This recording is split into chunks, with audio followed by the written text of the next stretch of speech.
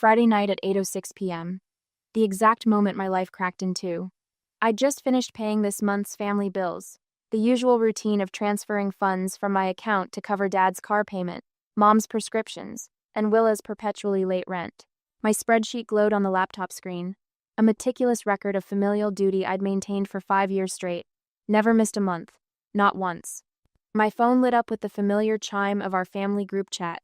I reached for my coffee mug, took a sip, and glanced down. Callan, we've all talked, and we think it's best if you take a step back. Willa needs space. So do we. My fingers went numb.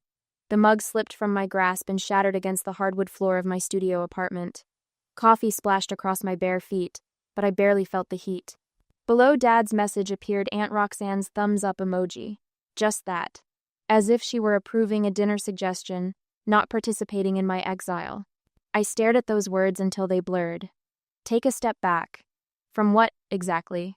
From the family I'd been financially supporting since my first real job?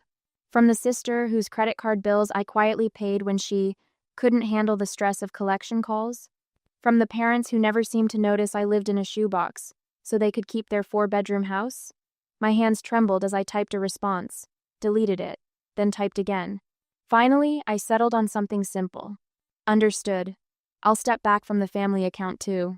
I set the phone down and watched coffee seep into the cracks between the floorboards. 3 days earlier, Willa had sent her request to the family chat. Not directly to me, never directly to me, though we all knew who would foot the bill. I found this amazing yoga retreat in Arizona. It's $3,700, but my therapist says it would be life-changing for my mental health journey. Mom had immediately replied with heart emojis. Dad chimed in with, "Whatever you need, princess," the standard response to any of Willa's requests.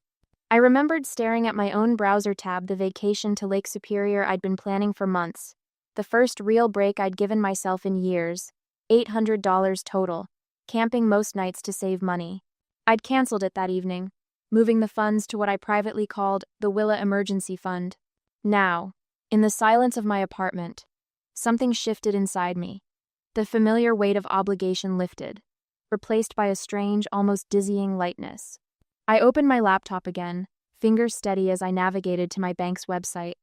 One by one, I began removing myself from the shared accounts. Dad's car loan, Mom's medical payment plan, Willa's credit card, which had somehow become my responsibility years ago. With each disconnection, I breathed a little easier. Each confirmation screen felt like unlocking a door in a house I hadn't realized was a prison. The last account, a joint checking fund I'd established for family emergencies, took longer to close. I had to acknowledge a warning about pending automatic payments that would now fail. I clicked proceed without hesitation. 10 minutes later, my phone exploded with notifications. What's happening to the account? Dad's message. The pharmacy says my card was declined. Mom's panic. Callan, call me now. Willa's demand, all caps for emergency. My thumb hovered over the screen. 5 years of jumping whenever that chime sounded. 5 years of rearranging my life to accommodate their financial chaos. 5 years of just until Dad gets back on his feet, and just until Willa finds stability. I silenced the phone, set it face down on the coffee table, and walked to my tiny kitchen. On the top shelf sat a bottle of Cabernet I'd been saving for a special occasion. I couldn't think of anything more special than this moment, this first full breath after years of drowning. The cork made a satisfying pop as it released. I filled a glass, raised it in a silent toast to my empty apartment, and took a long, slow sip. For the first time in years, I tasted freedom.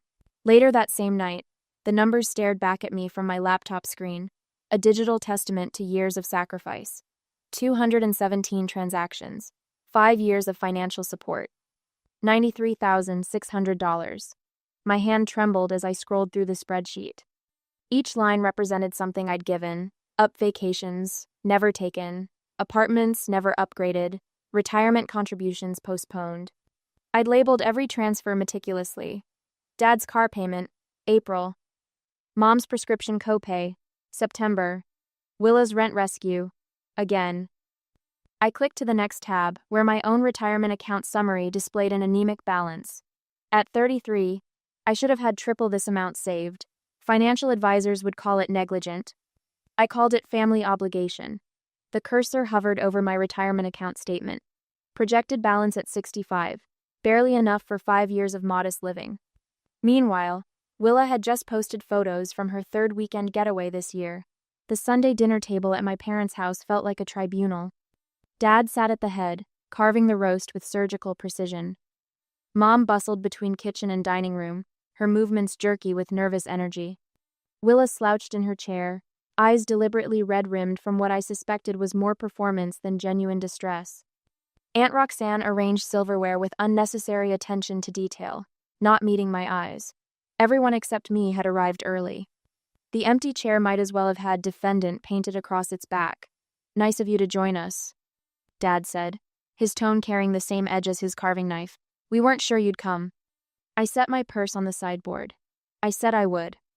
"Well, after what you did." Mom's voice trailed off as she placed a bowl of mashed potatoes on the table. Her hands fluttered like wounded birds. "What exactly did I do?" I pulled out my chair but remained standing. "You know exactly what." Dad pointed the carving fork at me, a gesture he'd used since my childhood to signal serious displeasure. "Your sister has been crying for days." On cue, Willa's lower lip trembled. "I don't understand how you could just abandon me like this. My therapist says my anxiety is through the roof."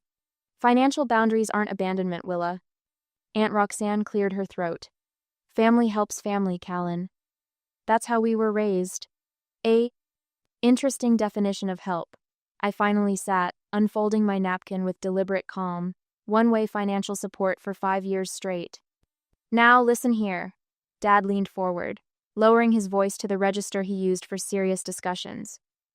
"There are family obligations that go beyond your little spreadsheets.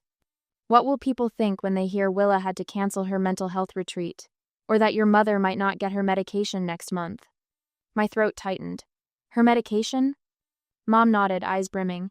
"The insurance denied the claim again. The appeal takes 6 weeks, and without your help with the copay. And my car payment is due Tuesday," Dad added.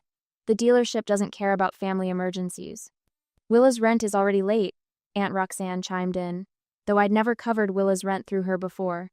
Her landlord is threatening eviction. The weight of their expectations pressed against my chest. Mom's medication was for her heart condition, a condition that had sent her to the emergency room twice last year. The thought of her missing doses made my stomach clench. "I have the spreadsheet right here," I said quietly, pulling out my phone. I turned the screen toward them, the columns of numbers glowing between us like a shield. 5 years, 217 transactions, $93,600. Dad's face reddened. Mom stopped mid-reach for the gravy boat. Willa suddenly found her water glass fascinating. "That's what I've given. Not loaned given." While living in a studio apartment smaller than this dining room. The silence stretched between us, broken only by the tick of the grandfather clock in the hallway.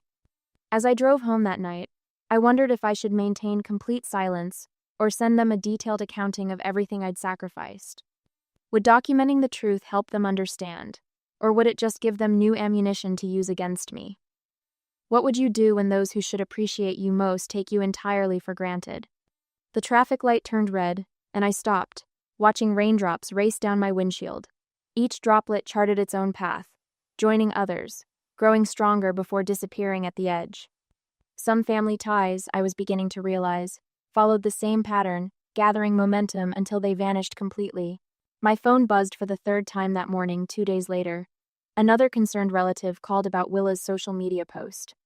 I let it ring through to voicemail, adding to the growing collection I had no intention of hearing. The screen lit up with a notification. Willa had tagged me in her latest update.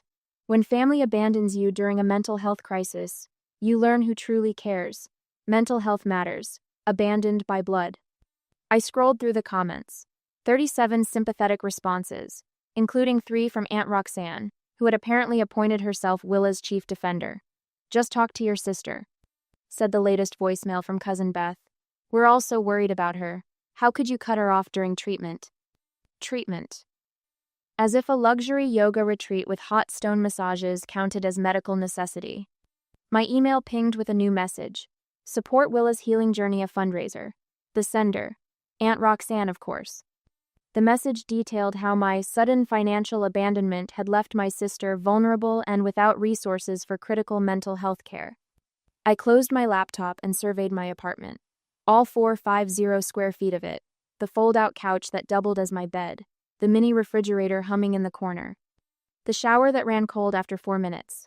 5 years ago, I'd lived in a spacious one-bedroom with a balcony overlooking the park. Then Dad lost his job. Mom needed that specialized medication not covered by insurance. Willa couldn't handle the adult pressure of regular employment, just until things stabilize, Dad had promised. I opened my financial records folder, the one I kept separate from the family spreadsheet. 5 years of sacrifice laid out in neat columns. Retirement contributions reduced, then stopped entirely. 4 canceled vacations, including the photography workshop in Vermont I'd saved for since college. The down payment fund for a condo that never grew past the initial deposit. The emergency appendectomy I'd paid for out of pocket rather than use the family fund for myself. For years, I'd diverted 2/3 of my income to keep my family afloat, while they maintained their comfortable lifestyle without a single adjustment. My doorbell rang. The mail carrier needed a signature for a certified letter. The return address surprised me. Uncle Dean, Dad's brother who'd been effectively excommunicated from family gatherings years ago for reasons no one discussed. I signed for the envelope, sliced it open, and unfolded a single sheet of paper with just 2 sentences. "You're not the first they drained, just the first who closed the faucet." I read it 3 times, each reading like taking a full breath after years underwater. Someone else knew, someone else understood. The next morning, I walked into my office to find my mother waiting, clutching an envelope.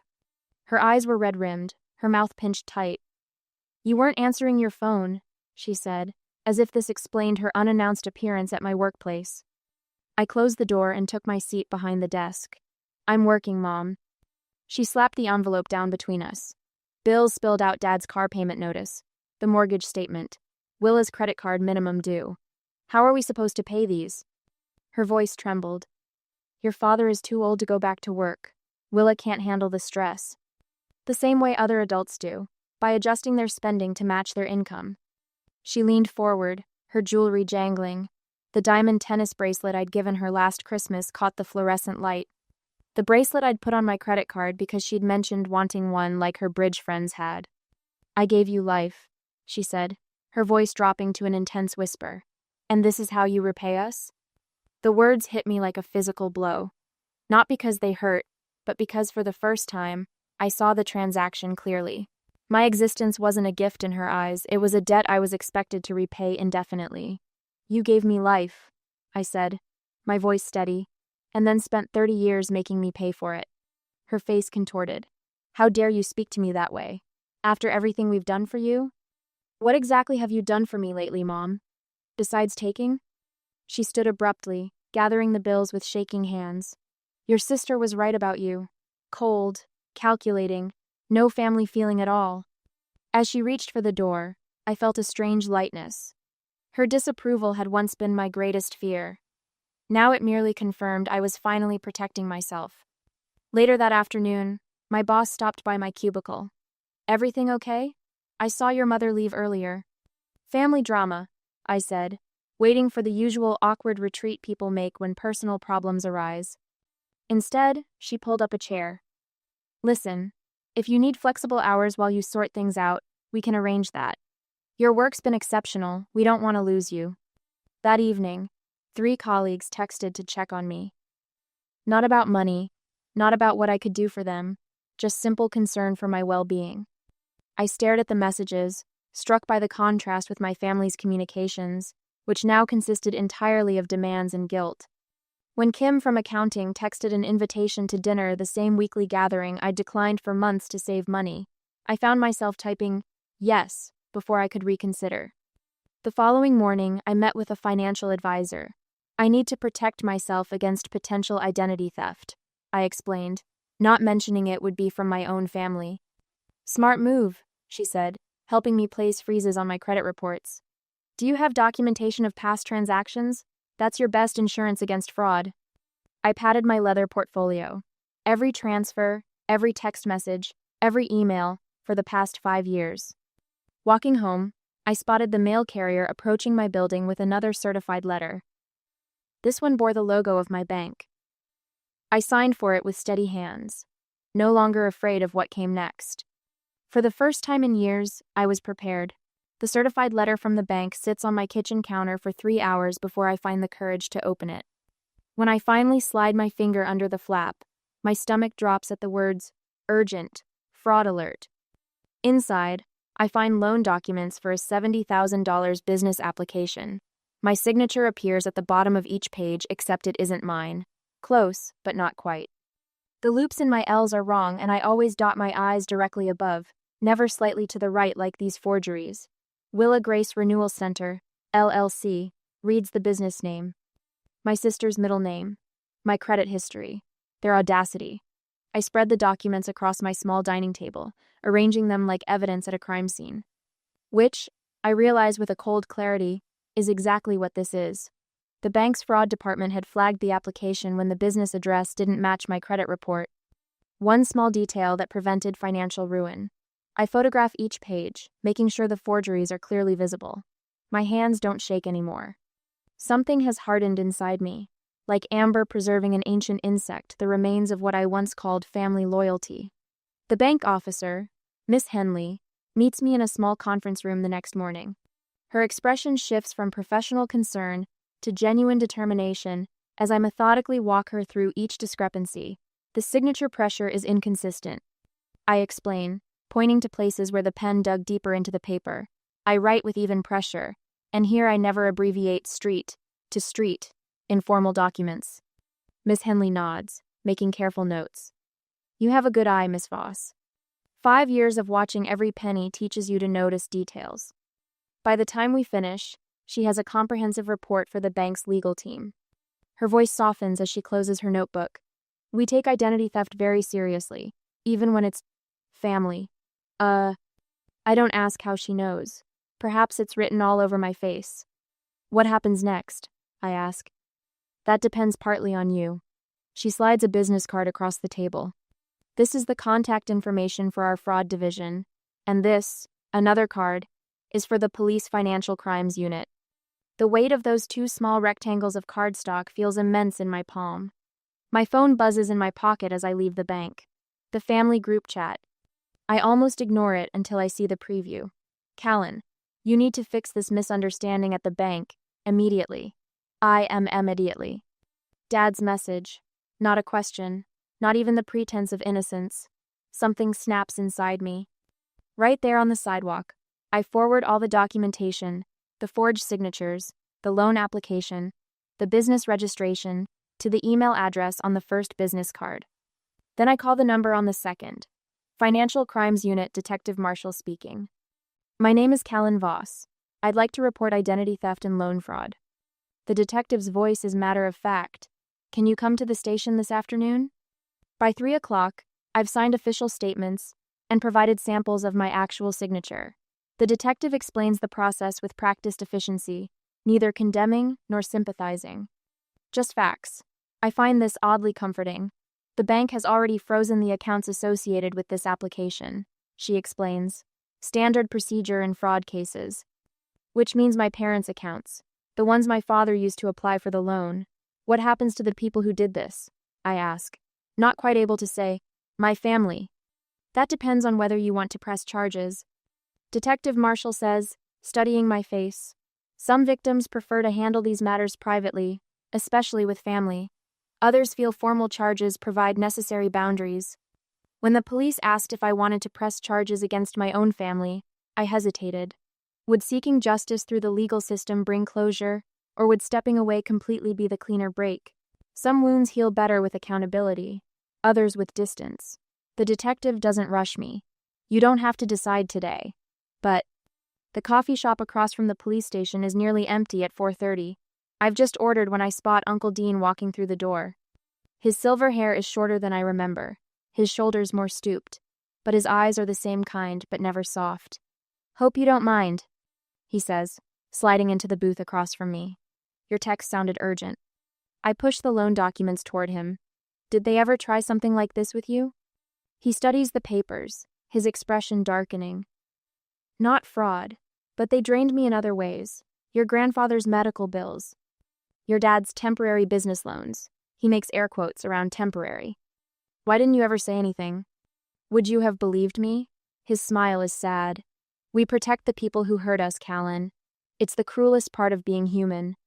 I tell him about the frozen accounts, the detective's questions. He listens without interruption, occasionally nodding as if confirming something he already knew.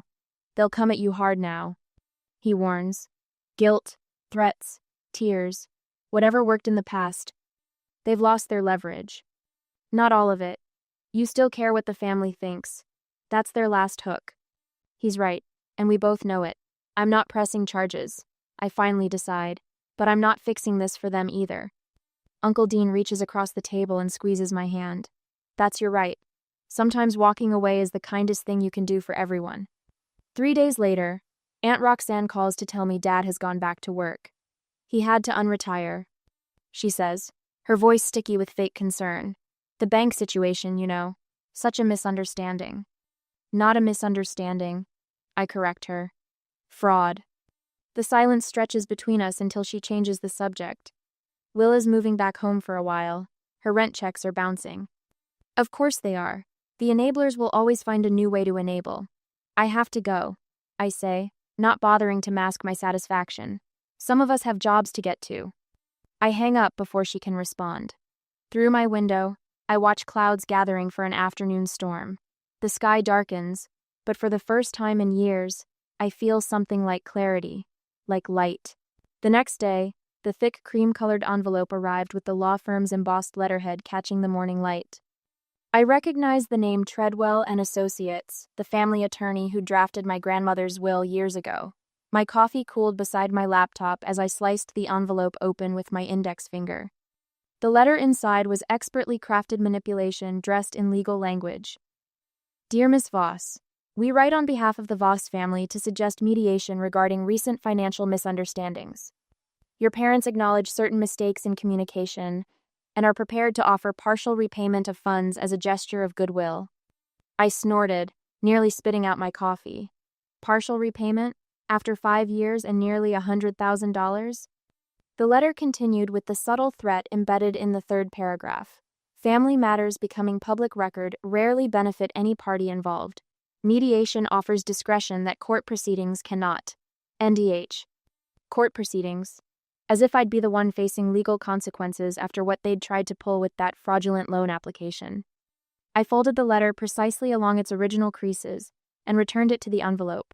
Then I pulled up my email and typed a response that took less than 2 minutes to compose. Mr. Treadwell, thank you for your correspondence. There is nothing to mediate. Consider this matter closed.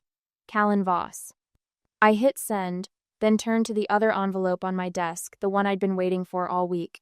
The company letterhead of Meridian Financial Operations gleamed at the top of the page. My promotion to Financial Operations Director was official, along with the transfer to their Chicago office. $75,000 base with quarterly performance bonuses. I whispered to myself, running my finger over the salary figure. Nearly double what I'd been making. My phone chimed with a notification. The realtor had sent photos of the 2-bedroom condo in Chicago's Lincoln Park neighborhood.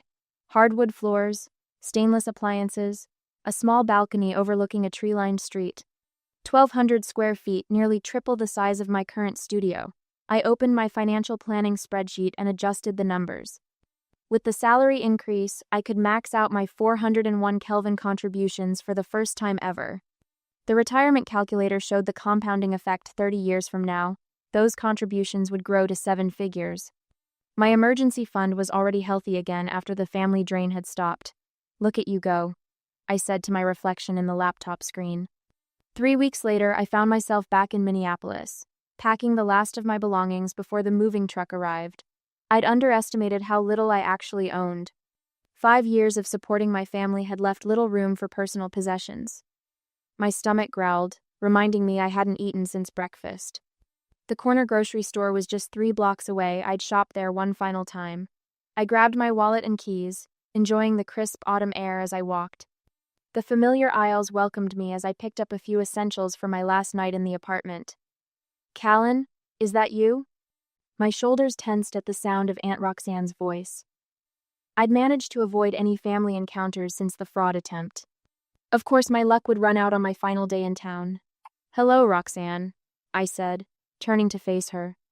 She stood clutching a basket of expensive imported chocolates and wine, likely for one of her famous dinner parties, where she'd spend the evening subtly criticizing everyone not present. "We've been wondering how you're doing."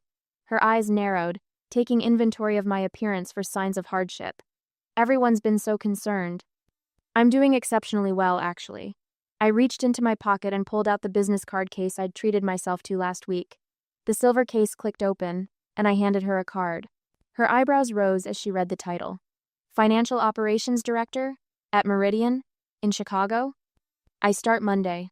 I smiled, not bothering to hide my satisfaction. "That's surprising." She tucked the card into her purse. "You know, your mother's blood pressure medication is quite expensive now that she doesn't have your help. Perhaps we should discuss setting up some kind of family emergency backup plan. Something modest, just for true emergencies." The laugh that burst from me startled us both. It wasn't bitter or angry, just genuinely amused. For the first time, I could see the absurdity of it all, with perfect clarity. "You know what, Roxanne?" I said, still smiling. I think." I stopped mid-sentence, turned around, and walked away. The sound of my boots on the tile floor created a satisfying rhythm as I headed to the checkout without looking back. 2 days later, settled into a hotel in Chicago until my condo was ready, I received a text from Uncle Dean. Heard through the grapevine that Willa took a job at that insurance office. "First real job in years. Your parents are selling the boat and the timeshare. Thought you'd want to know." I sent back a simple thumbs-up emoji. Their financial reality was no longer my concern. That evening, my phone lit up with a message from an unknown number. "This is Willa. Can we talk? Really talk?" I stared at those words for a long time, my finger hovering over the reply button. Outside my hotel window, Chicago's skyline glittered with possibilities. Behind me lay 5 years of financial servitude and manipulation.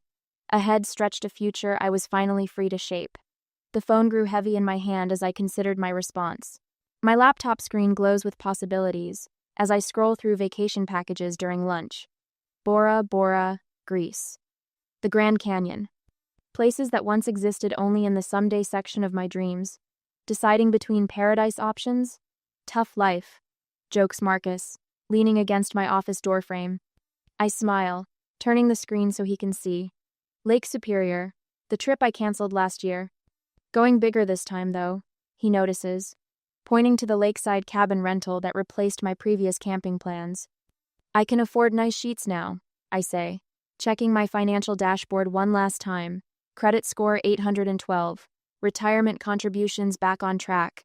Emergency fund fully replenished. Numbers that tell the story of reclaimed stability. "Hey, got a minute?"